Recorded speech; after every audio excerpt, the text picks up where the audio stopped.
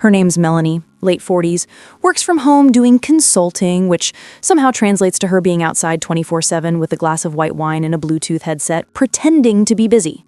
She's the type who sends mass texts to the neighborhood group about community spirit, but never actually shows up when someone else needs help. I used to like her. She'd bring over leftover muffins, compliment my plants, wave at my boyfriend when he parked in front of her house. It felt normal, suburban normal. Then the branch fell. The next morning I called her. She was oddly calm, almost rehearsed. She said she'd handle it, even texted me, just send me the repair estimate, I'll take care of it, E. So I did, and for a few hours I believed her. Then she changed her story. The next day she called and said, technically the storm caused it, not me, you should use your insurance. And then she added, like she'd been waiting for it, also, you did drive over part of my lawn when you parked to avoid the branch, and that damaged the tree roots, so technically you owe me for the aesthetic loss. That's when my stomach dropped. Because who even says that? Aesthetic loss. I laughed. I actually laughed. And she just stayed silent on the phone. I could hear ice clinking in her glass. She said, I'll send you an invoice for half the cleanup and maybe we can just call it even. And I said, you're joking. And she said, no, I've always seemed reasonable. I'm sure you don't want this to escalate. That line, I'm sure you don't want this to escalate, still runs through my head. It didn't sound like a threat. It sounded like a promise. I posted about it in our neighborhood group chat. We use a WhatsApp thing called Townhouse Vibes. I didn't name her, I just said, anyone else have tree damage issues from the storm, wondering about responsibility rules? Within 5 minutes, she replied, Melanie, well, I think nature decides that, not people, but we all should be careful not to make false claims. And then people started reacting. Ben, who's making false claims? Melanie, no one specific, just saying. Claire, oh God, here we go again. Apparently Melanie has a reputation. 2 people DM'd me separately that night. One said Melanie once reported their dog for menacing body language. Another said she used to keep a binder of noise violations with timestamps. So yeah, I realized maybe this was bigger than a broken bumper. But I wasn't prepared for how weird it got. My boyfriend Adam tried to stay out of it at first. He said, just file the insurance and be done with it, not worth the stress. Which made sense, except Melanie wouldn't drop it. A few days later, she left a note on my windshield. I'm not comfortable with the tone of your online comments. Please refrain from misrepresenting our situation. I'm keeping documentation. She underlined documentation. I showed it to Adam. He sighed, rubbed his face, and said, honestly, maybe you did sound a little snarky in the chat. And that's when I realized he was already tired of it, tired of me. I snapped. She literally damaged my car. He said, the storm did. And just like that, I started wondering if maybe I was overreacting. The next part still feels unreal. I got home one evening and saw Melanie standing in my driveway. No gloves, no tools, just standing there, staring at the damaged bumper. When she noticed me, she smiled and said, oh good, you're home. I wanted to measure the drop radius. I said, the what? She said, the drop radius, to determine where the branch originated, for insurance accuracy. I told her to leave my property. She did, but slowly. She bent down, touched the bumper, and said, it's interesting how these things happen, isn't it? Force of nature, proximity, misunderstanding. So fragile. I recorded her from my porch that time. I posted it privately in the group chat. 5 minutes later, she texted me, recording people without consent is harassment. I'll be speaking to my lawyer. Adam told me to delete it, just in case. I did. But then, this is the part that messes me up. 2 hours later, my mom called. She said Melanie had called her. How did she even get her number? My mom said Melanie was concerned about my mental health, said I was fixating on the storm incident, and maybe someone should check in before I did something drastic. And my mom actually believed her. She actually asked if I'd been sleeping, if I'd had another episode. For context, I had 1 anxiety-related ER visit last year. 1. I hyperventilated during finals week and Adam overreacted. But apparently, that label sticks forever. So yeah, I hung up on her, and that's when the paranoia started. The next morning, I found my gate slightly open, not enough to be sure, but just enough to feel wrong. Then I noticed the weird printouts taped to her window facing my side, respect boundaries, no trespassing, private property. Like she was making a case before there even was one. Adam said I was spiraling. He said maybe I did leave the gate open. Maybe Melanie just wanted to feel safe. So I started writing everything down: timestamps, texts, screenshots. I made a folder called Melanie Incidents. And that's when I noticed something. The first text she ever sent me, the one where she agreed to pay, was gone. Completely gone. Not even in my backups. Adam said maybe I deleted it by accident. But I didn't. I know I didn't. 2 nights later, I was in bed scrolling when I saw a notification from the HOA Facebook group. Melanie L. posted, "Has anyone else experienced targeted hostility from newer residents? I'm genuinely worried for our community's safety." The comments were full of people defending her. A few said things like, "Yeah, she's such a sweet lady. She helped us with the fence issue." But one person commented, "This sounds like what you did to the renters before them." And that comment disappeared within minutes. Then I got a DM from a random account with no profile picture. "You should check your car camera footage. She's done it before." No other messages. I didn't even know how they knew I had a dash cam. The next morning I tried to check it, but my dash cam footage was corrupted, like someone had yanked the SD card mid-recording. Adam said, "Maybe water damage from the storm?" I said, "That was 2 weeks ago." He said, "Can we not do this first thing in the morning?" I don't know when he switched sides, but he's definitely on hers now. She waves at him every time he parks. Sometimes he waves back. Once when I got home late, I saw them talking by her fence. He said she'd just asked about neighborhood safety. But later that night, she texted me, "So good to see Adam finally smiling again. Glad you're both finding balance." I asked what she meant. No response. Just a little scene mark that stayed there like a smirk. And then came the dinner. The HOA held a community night. I almost didn't go, but Adam insisted, said avoiding her made me look guilty. So I went. She was already there, of course, wearing white, holding a glass of wine, chatting with everyone like she was the hostess. When she saw me, she hugged me, like actually wrapped her arms around me, whispered, "You really should be more careful who you talk to." I froze.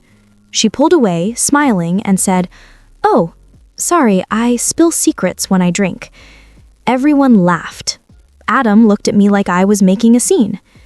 Later, I found out she'd told the table that I was dealing with some emotional challenges, but handling it with grace. I excused myself to the bathroom and just sat there, shaking, trying to breathe. When I came back, Adam was gone. Melanie was sitting in his seat. She said, "He went to get me water." I didn't see him for an hour. When he finally showed up, he looked pale, wouldn't look at me. I asked where he'd been and he said, "Just outside, needed air." That night, he didn't touch me, didn't talk, just stared at the ceiling and said, "You need to let this go." And then, while he thought I was asleep, I heard him whisper, "I told her we'd figure it out." Figure what out? I can't tell anymore what's paranoia and what's proof. The group chat, the texts, the missing messages, the way Adam's phone lights up and he says work stuff, even on weekends. Sometimes I catch Melanie's blinds shifting when I walk by. Sometimes my gates open again. I don't know if I'm losing it or if something's happening to make me lose it. But I just found a copy of my HOA complaint letter, one I never printed, folded under my welcome mat, and written on the back in blue pen, in handwriting I swear looks like Adam's. "She's not what she seems." There's this specific kind of silence that happens before something breaks, the kind that hums. I can feel it in the walls, in my own skin. Adam says I'm making patterns out of coincidences. That's what he calls it, pattern making, like it's a hobby. But here's a pattern he doesn't know I noticed. The day Melanie started leaving those passive-aggressive signs in her window, he stopped locking the side door, the same door that faces her yard. And every morning when I check, the latch is just slightly off, like someone opened it, then closed it quietly. I started recording things, not for proof, because no one believes proof, but for myself, voice notes mostly. I keep them labeled by date. I whisper into my phone at 3 a.m. like it's a confessional. Sometimes I listen back and don't recognize my own voice. Sometimes it sounds like someone standing right behind me. Melanie cornered me again, this time during mail pickup. She said, "So, are you dropping the claim?" I said, "No." She smiled, said, "You should, dear. Insurance companies dig deep. They might find more than you expect." What does that even mean? I laughed again, the nervous kind. She just nodded like she'd confirmed something.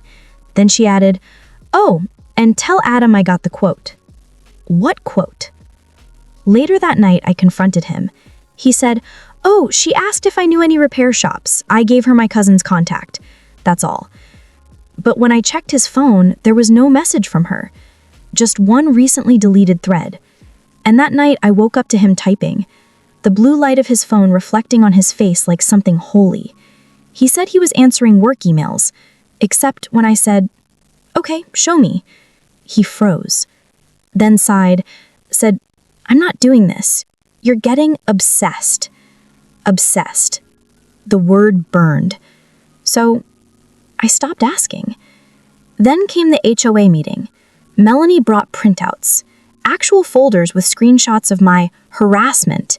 Things like me posting, "Does anyone know tree liability law?" or "Please stop leaving notes on my property." She labeled them aggressive tone, reputational attack, potential instability. And she had emails from concerned neighbors, signed anonymously. The HOA chair kept giving me that pity face, the one you give to someone having a hard time. Adam sat there silent the whole time, hands folded, eyes on the table. When they asked if he'd witnessed any of this, he said, "She's been under a lot of stress." That's all. Not, "Yes, Melanie's lying." Not, "I've seen the damage." Just that. After the meeting, Melanie touched my shoulder and said, "We're all rooting for you." I flinched. She smiled. Adam drove home silently. I asked what that meant, and he said, "I think she's just being kind." I said, "Kind?" She called me unstable. He said, "You're spiraling again." So I stopped talking. The next morning, I woke up to 14 missed calls from my mom. Apparently, Melanie had sent her a copy of the HOA complaint just to keep her informed. My mom texted me, "Mom, Melanie seems worried about you. Maybe talk to her." Me, "Why would I talk to the woman trying to destroy me?" Mom, "She said she's trying to help you before things escalate." Escalate. Again with that word. Around that time, weird stuff started happening with my phone. Notifications glitching, screenshots missing. One day I opened WhatsApp and the Townhouse Vibes group was gone. Not muted, gone. When I asked Claire, the only neighbor I have trusted, she said the group was still there. I wasn't kicked out. She sent me a screenshot of my name still in it, but on my end, it just said, "You're no longer part of this group." I asked Adam if maybe he'd changed something on our shared Wi-Fi. He said, "You're being weird again." So I took a photo of the message, proof it was gone. But when I checked my camera roll later, it wasn't there. The next evening, Melanie texted me, "Heard you're having tech issues. I can help if you want." Smiley. No one else knew, not even Adam. I didn't reply. She sent a photo of my driveway, captioned, "Beautiful light tonight." I showed Adam. He said, "Maybe she's just complimenting the weather." A week later, he went on a work trip, but the company he works for, remote. He said he wanted space, said my anxiety was, quote, "infectious." He left at 10 p.m., suitcase packed too neatly. I went outside after he left and noticed Melanie's blinds glowing. A shadow moved across, tall, broad-shouldered. I took a picture. Blurry, but still. Him? Maybe? I sent it to Adam. No reply. The next morning, Melanie waved at me from her yard, said, "Adam told me to check in on you while he's away." Something inside me cracked then. I said, "You're lying." She said, "No, dear, I'm being neighborly." I said, "Get out of my life." She said, "That's not up to you anymore." And I swear she said it like she meant it literally. That night, I started hearing things. Soft knocks on the shared wall, footsteps on gravel when I know the gate's locked. Once, a faint voice outside my window saying my name. I recorded it, but the playback was blank, just static. Then Claire messaged me. "Claire, I don't want to scare you, but something's off. Melanie's been telling people you're moving soon." Me, "What?" Claire, "She said you sold your place. She even showed an email." I checked my inbox. There was a message I didn't recognize. Offer accepted. Looked like it came from my realtor. Except I don't have a realtor, and it was sent from my own email address. I froze. Adam handles our joint accounts, our passwords. He could have... No, he wouldn't. But the signature at the bottom? Best, Adam, and my name. I tried calling him, straight to voicemail. Then I texted, "Did you tell anyone we're selling?" He replied hours later, "Please don't make a scene. We'll talk when I get back. We'll talk when I get back. Not if, like it was already decided." The next morning, I got a visit from a woman claiming to be an independent appraiser. She said she was confirming details about the sale. When I told her I didn't authorize anything, she looked confused, said, "Melanie handled the paperwork." Melanie? I called the HOA to complain. They said Melanie was the liaison for neighbor property transitions. What the hell does that even mean? I went to her door, banged until she opened. She smiled like she'd been expecting me. I said, "You're forging documents." She said, "You really should check your signature settings." Then she showed me her phone, an email thread between her, Adam, and some realtor. My name was CC'd. Except the address listed wasn't mine. It was hers. She said, "Mistakes happen." I went home shaking, opened my laptop. My email was logged out. When I tried to reset my password, it said the recovery number had changed. I called Adam again. He finally answered. I said, "Why is Melanie selling our house?" And he said, "I can't do this right now," then hung up. I tried to stay calm, made coffee, sat in the kitchen, and that's when I noticed the picture frame on the counter, the one from our vacation last year. The photo was missing, just the empty glass. Later, I found it in the trash. The part with Adam's face was torn out. The next few days blurred. Neighbors avoiding me, HOA ignoring me, Adam gone, Melanie pretending she owned half my house. I finally told Claire everything. She looked scared, said she'd seen Adam and Melanie having coffee weeks ago, thought it was like business stuff. She sent me a photo she had taken by accident. Adam's car parked by Melanie's garage, time-stamped 9:47 p.m. The same night he said he was working late. I printed everything, screenshots, messages, the forged email. I left copies in different places, work desk, glove box, my friend's house, because if something happens to me, I want people to know. Yesterday, I came home to find a moving truck idling outside my house. The driver said, "Here for pickup?" I asked, "Pickup what?" He showed me the order form. Items, personal effects, authorized by M. Lewis. Melanie, again. When I tried to explain, he said, "Lady, if you changed your mind, talk to your husband. He signed." I went straight to Melanie's. Her blinds were shut, but I could hear laughter. Two voices, hers and his. I knocked. Silence. Then her phone buzzed inside, and my phone buzzed at the same time. A text from her. "Stop banging on my door. People are watching." But the text had been sent before I knocked. I don't know what's real anymore. Adam won't answer. The HOA says my sale transfer is pending. Melanie smiles like she's already living in my house. I keep hearing her voice through the vents at night. Sometimes it sounds like she's praying. Sometimes it sounds like she's laughing. But last night, it said my name. And then, "You should rest. We'll handle everything." I checked my phone this morning. The folder I made, Melanie Incidents, was gone, completely. And there was a new one, Settlement Records, with a PDF titled Final Agreement. And under my name, a signature that looks exactly like mine. I texted Adam, "Did you sign something?" He replied, "Please stop fighting it. It's better this way." I don't know what this is anymore. But when I opened the front door tonight, a new lock had been installed. My own key doesn't fit. And from inside, I heard her voice say, softly, "Home sweet home." I keep thinking about how small the sound was, the crack of the branch, like someone snapping a pencil in another room. It didn't sound like the kind of thing that could end friendships or marriages or get lawyers involved. But now everything feels like that. Small sounds that end up meaning everything. A laugh in the group chat, a text sent by mistake, a look across the driveway that lasts too long.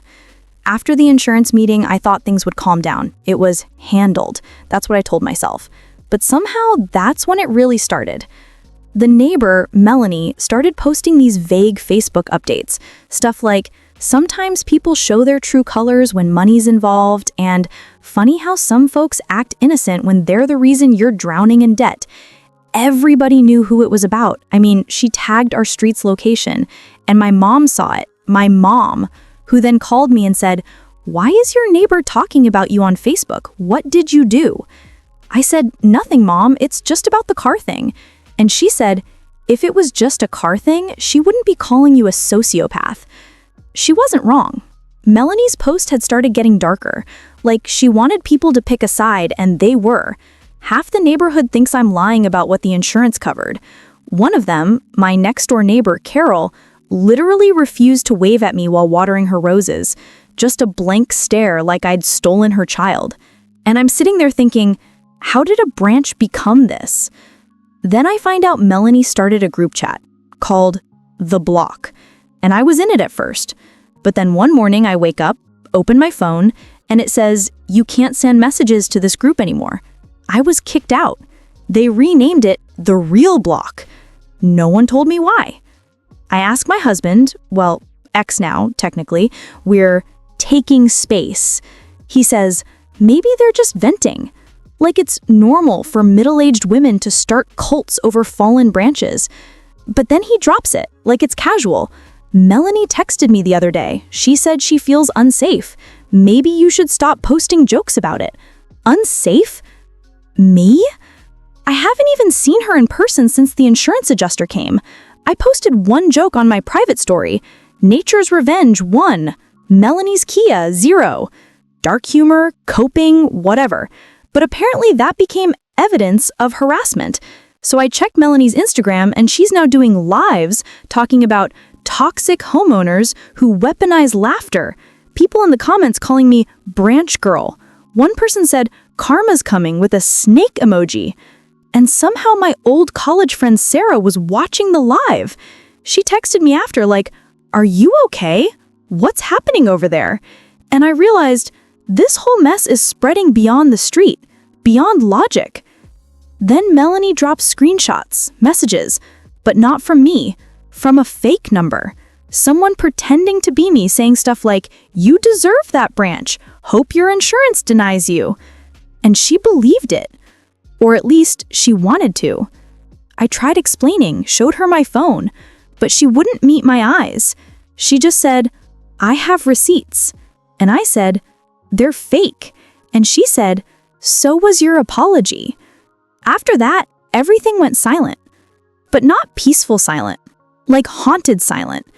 My husband started sleeping on the couch. The dog stopped eating. And one night I came home and found a note taped to the door that said, "We see you." No signature, no handwriting I recognized. I called the cops. They shrugged. Probably a prank.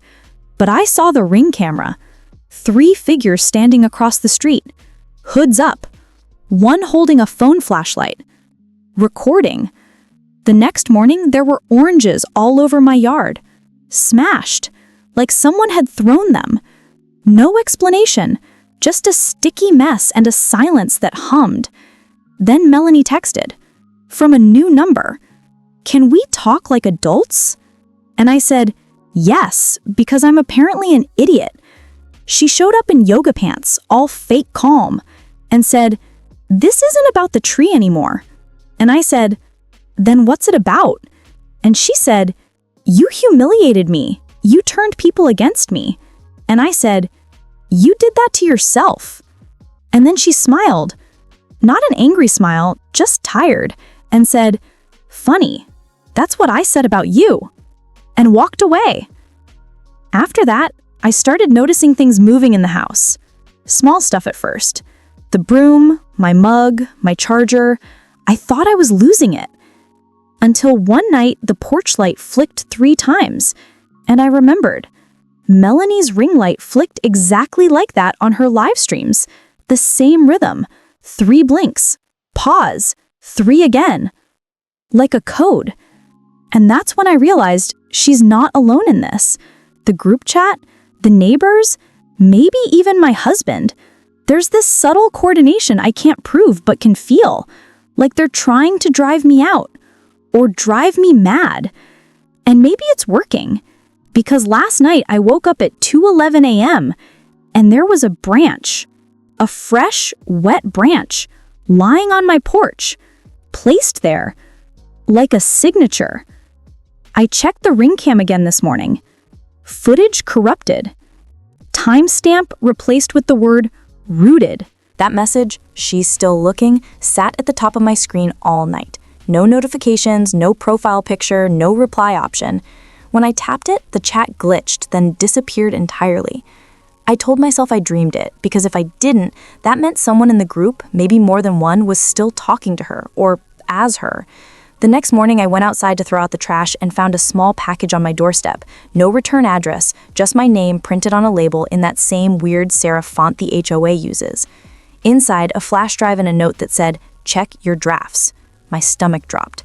I hadn't used my email drafts since college, but when I opened the folder, there they were. Hundreds of unsent emails written from my account, addressed to M.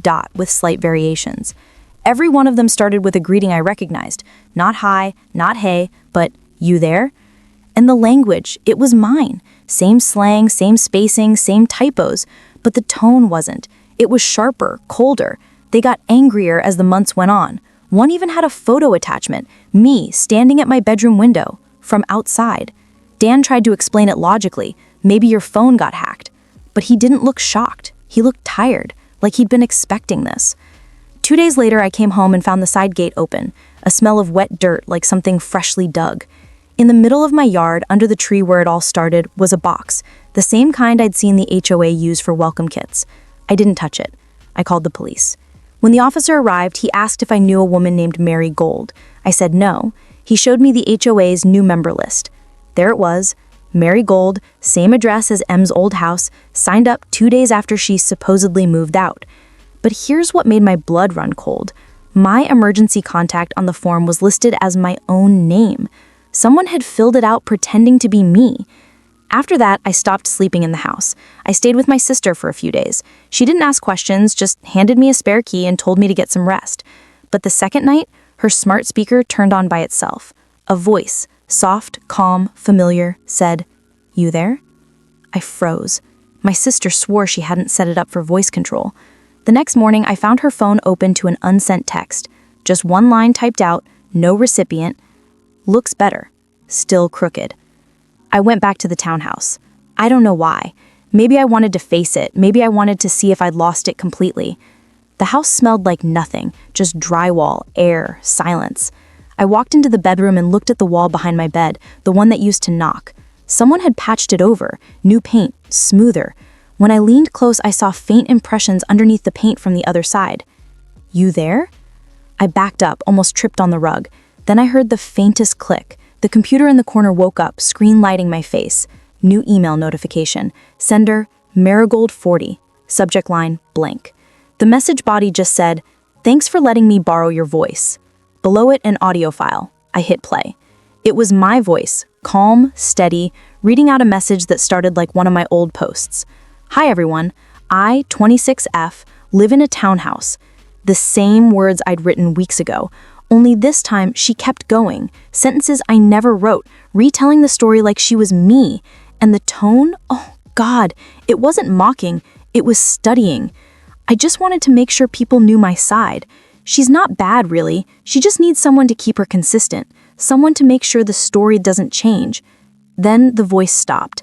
For a second, I thought it was over, but then, faintly under the static, my own voice again, whispering like a belay on a call. Is it gaslighting, or am I just losing it? I closed the laptop, unplugged it, packed a bag. I didn't even lock the door. It's been 3 days. I'm staying at a friend's place in another town. I haven't told Dan where I am. I changed my number, new email, new login, everything.